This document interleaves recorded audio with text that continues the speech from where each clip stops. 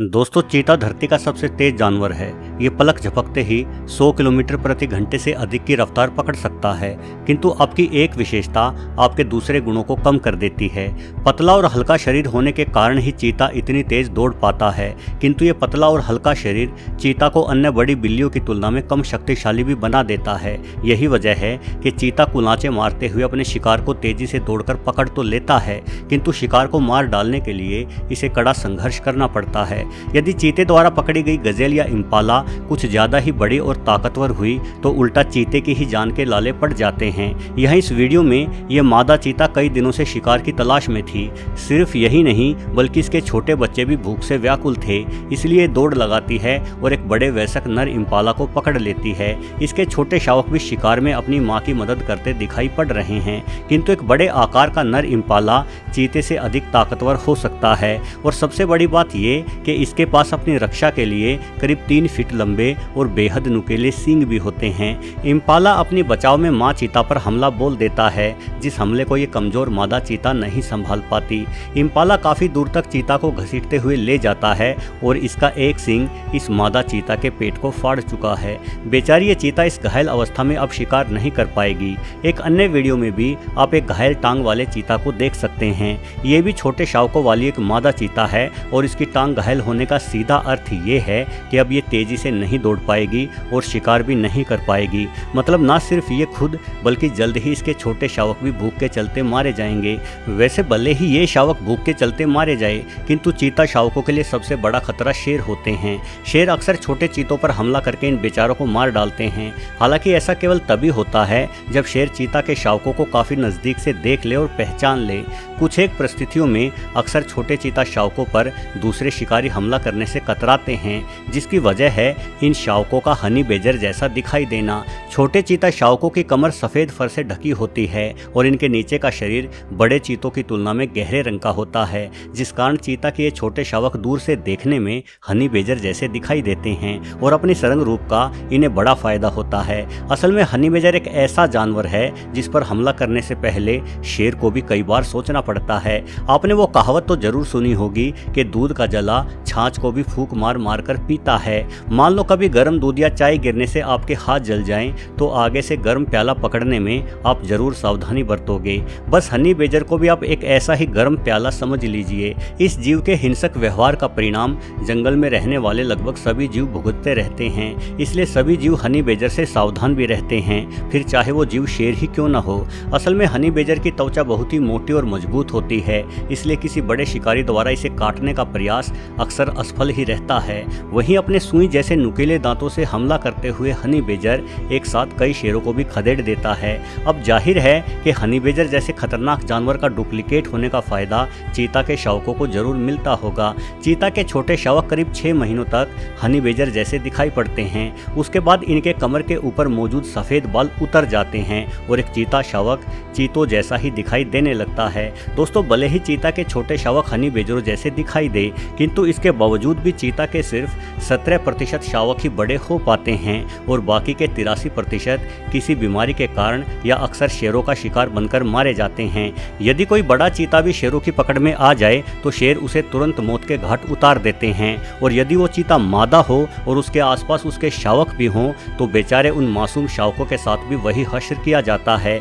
यदि हम चीता के शावकों को गौर से देखते हैं तो इनसे मासूम और प्यारा जीव कोई दूसरा दिखाई नहीं पड़ता, और शेरों को इतने छोटे चीता शावकों से कोई खतरा भी नहीं होता, लेकिन फिर भी शेर इन्हें मार डालते हैं क्योंकि शेर चीतों से बदला लेना चाहते हैं। क्योंकि मौका मिलने पर बड़े चीता भी शेरों के शावकों को मारने से पीछे नहीं हटते। शायद इसलिए शेर भी चीता के शावकों को मारकर अपना बदला पूरा कर लेते हैं। शायद आपको लगता होगा कि बदला लेने की भावना केवल इंसानों में ही होती है, किंतु ऐसा नहीं है। बदला लेना जानवर भी भली भांति जानते हैं। हमारे ही देश के महाराष्ट्र में बंदरों द्वारा बदला लेने की एक अजीब घटना देखी गई थी। महाराष्ट्र के भीड़ जिले के माजल गांव में बंदरों के एक समूह ने बदला लेते हुए 1 या 2 नहीं बल्कि करीब 250 कुत्तों को मार डाला था।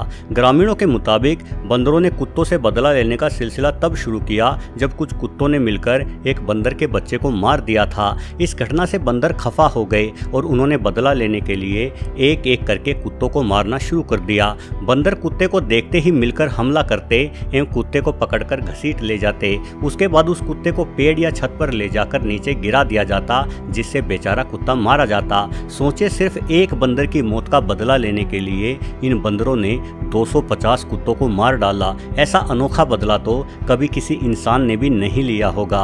बाद में वन विभाग की टीम ने करीब 1 दर्जन बंदरों को पकड़कर जंगल में छोड़ा, लेकिन तब तक बंदरों ने गांव के लगभग सभी कुत्तों को मार डाला था। वैसे शेरों के अंदर चीतों को मार डालने की भावना सिर्फ बदला लेने के लिए ही पैदा नहीं होती, अपितु ये सब इलाके और प्रभुत्व का खेल है। शेर इसी तरह से तेंदुओं को भी मारते हैं और लकड़भग्गे आदि को भी। असल में आपके इलाके में आपके प्रतिद्वंदी जितने कम होंगे, आपका जीवन उतना ही बेहतर और आसान हो जाएगा। किंतु चीतों के जीवन से एक और समस्या जुड़ी है। अनेकों बार इन बेचारों का शिकार भी छीन लिया जाता है। चीते द्वारा शिकार करने के प्रयास लगभग तेंदुओं जितने ही सफल होते हैं। चीता जहां दौड़ लगाने में माहिर है, वहीं तेंदुआ घात लगाने में। किंतु ताकतवर तेंदुआ अक्सर शिकार करते ही अपने शिकार को लेकर पेड़ों की ऊंचाइयों पर चढ़ जाता है, जहां ये अपने शिकार को सुरक्षित बैठकर खा सकता है। किंतु चीते पेड़ों पर चढ़ने में उतने माहिर नहीं होते, जिस कारण इन्हें अपना शिकार जमीन पर ही खाना पड़ता है। और जमीन पर शेर एवं लकड़भग्गों के साथ साथ तेंदुए भी चीतों का शिकार छीनने के लिए तैयार बैठे रहते हैं। दोस्तों, अन्य शिकारियों द्वारा शिकार छीन लेने और मारे जाने के कारण आज चीता बड़ी बिल्लियों की एक ऐसी प्रजाति के रूप में जाना जाता है, जिसके ऊपर सबसे ज़्यादा गंभीर रूप से लुप्त होने का खतरा मंडरा रहा है। पूरी दुनिया में चीते केवल अफ्रीका में ही बचे हुए हैं और इनके लुप्त हो जाने के खतरे को ध्यान में रखकर ही कुछ चीतों को अफ्रीका से लाकर भारत में बसाए जाने की कोशिशें भी लंबे समय से चली आ रही हैं। भारत से चीतों को विलुप्त हुए 7 दशक से ज़्यादा बीत गए हैं और अभी तक चीतों को वापस भारत में लाने की कोशिशें कामयाब नहीं हो पाई हैं। यदि चीते भारत में आते हैं तो किसी शिकारी जानवर का यह दुनिया का पहला अंतर महाद्वीपीय स्थानांतरण होगा, यानी एक महाद्वीप से दूसरे महाद्वीप पर पहली बार किसी शिकारी जानवर को दोबारा बसाने की कोशिशें की जाएगी। इस महत्वाकांक्षी परियोजना के लिए 200 करोड़ से अधिक खर्च किए जाएंगे। भारत में चीता पुनर्वास को मध्य प्रदेश के घास के मैदानों के संरक्षण के रूप में भी देखा जा रहा है। ये घास के मैदान कई अन्य प्रजातियों के घर हैं, लेकिन पिछले कुछ दशकों से यहाँ घास चरने वाले जानवरों की संख्या तेजी से बढ़ी है। यदि चीता भारत लाया गया और मध्य प्रदेश के इन घास के मैदानों में चीता छलांगे भरता है, तो निश्चित तौर पर इन मैदानों में फैले जानवरों की खाद्य श्रृंखला में संतुलन बन जाएगा। वैसे चीता के आते ही भारत दुनिया का इकलौता ऐसा देश भी बन जाएगा जहाँ बड़ी बिल्लियों की सभी प्रजातियाँ यानी शेर, बाघ, चीता और तेंदुआ भी पाया जाता है। जीव विविधताओं के रूप में ये हमारे पास एक बहुत बड़ी उपलब्धि होगी। चीतों के लंबे कदमों वाली तेज रफ्तार से लेकर उनके व्यक्तित्व तक हर एक गुण इन्हें दिलचस्प शिकारी बनाता है। चीते एकमात्र ऐसी बड़ी बिल्ली भी हैं जो शेर या बाघों की भांति दहाड़ती नहीं, बल्कि छोटी बिल्लियों की ही भांति म्याऊं जैसी आवाज निकालती है। जहां बिल्लियों की सभी प्रजाति रात में अधिक सक्रिय होती हैं, वहीं चीते केवल दिन में ही शिकार करते हैं। जहां सभी बिल्लियां अपनी बड़ी मांसपेशियों और जबड़े की ताकत के दम पर शिकार करती हैं, वहीं छरहरे शरीर और छोटे जबड़े वाले चीता शिकार के लिए अपनी गति पर निर्भर करते हैं। यानी कुल मिलाकर अन्य बड़ी बिल्लियों की प्रजातियों की तुलना में चीता कहीं अलग और विशेष जानवर है। वीडियो देखने के लिए आपका बहुत बहुत धन्यवाद।